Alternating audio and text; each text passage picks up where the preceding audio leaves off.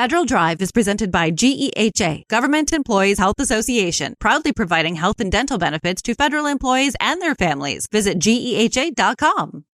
The Trump administration reshaped many agencies this year, but the General Services Administration became the focus point of many government-wide changes.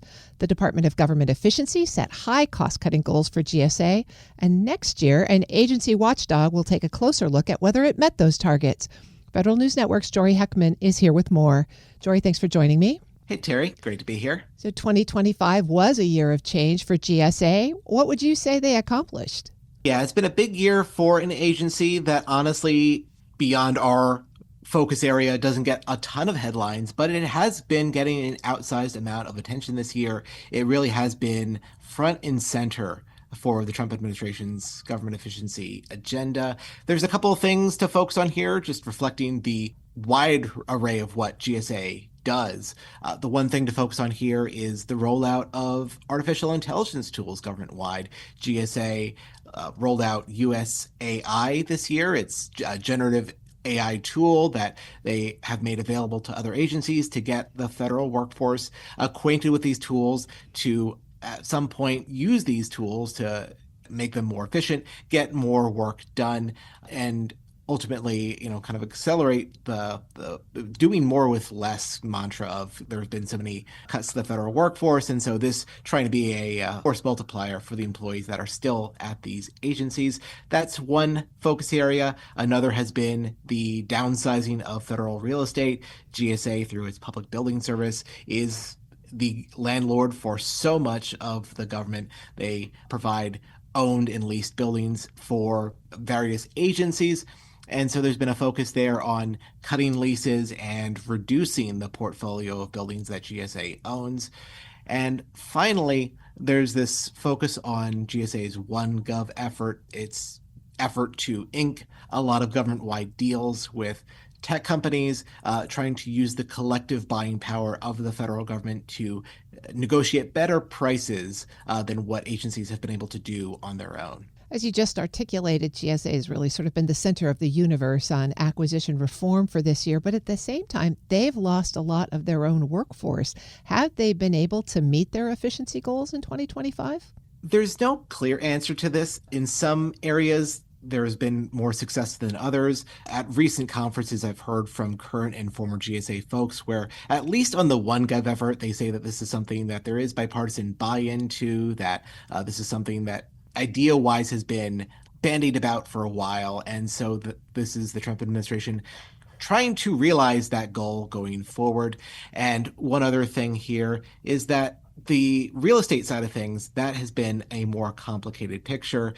What we've seen recently from congressional hearings is that GSA eliminated 260 leases this year. That is a number that was higher, as we saw with DOGE updates earlier in the year. That number was at one point somewhere in the neighborhood of 350 leases terminated. And much earlier this year, GSA set its sights on terminating close to 1,000 leases. It was somewhere in the neighborhood of somewhere north of 900 leases. And this is what they have to show for that. And it's worth pointing out that GSA's watchdog, its Inspector General Office, is actually going to take a closer look at how close it got to these targets next year. These are front and center for GSA, for the IG's oversight priorities that they've spelled out here. The IG says they will take a look at GSA's efficiencies with the lease terminations, and also whether GSA was efficient in winding down its tech shop 18F. That no longer exists. That was closed down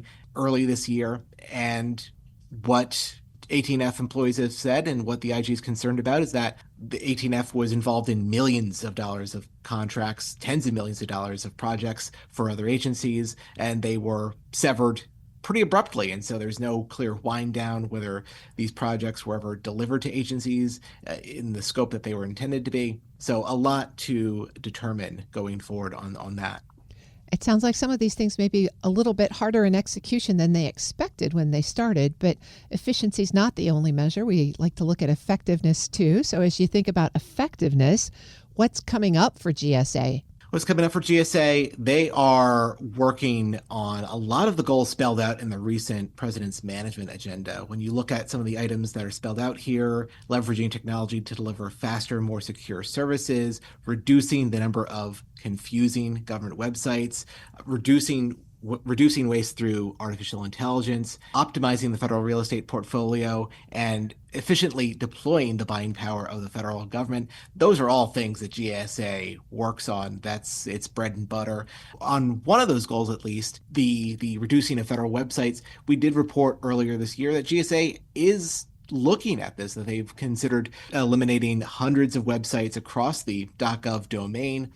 Understanding that there's this digital sprawl, that sometimes websites get spun up and they just exist in perpetuity and can be hard for people to navigate all of that digital sprawl. And so they are trying to rein that in to some extent. They have been auditing those websites on a government-wide basis. And so the number that we've seen earlier this year was somewhere in the neighborhood of 300 some websites, and we'll probably expect to see more of those websites gone through and streamlined in the new year.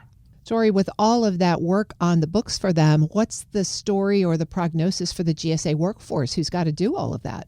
Yeah, so the GSA workforce, that is a workforce that has been shrinking even as this workload is growing. The agency started this year with about 5,600 employees, but what we've heard in recent congressional hearings is that the workforce has shrunk by about 45%, so nearly half. And one thing that's clear is that, at least on the federal real estate side of things, the workforce has been shrinking faster than GSA has been able to shrink the federal building portfolio. This is a really tough problem. This is something that transcends presidential administrations. And perhaps in recognition of that, GSA did rescind layoff notices for about 400 PBS employees. It was able to get nearly 300 of them to return to work. And what we heard from the acting PBS commissioner, he told lawmakers recently that the agency is taking a close look to see if there are additional gaps in its workforce, recognizing it still has a big portfolio to oversee. It sounds like GSA is going to continue to be busy. Very much so. That's Federal News Network's Jory Heckman. Jory, thanks for joining me. Thanks, Terry. We'll post this interview at federalnewsnetwork.com.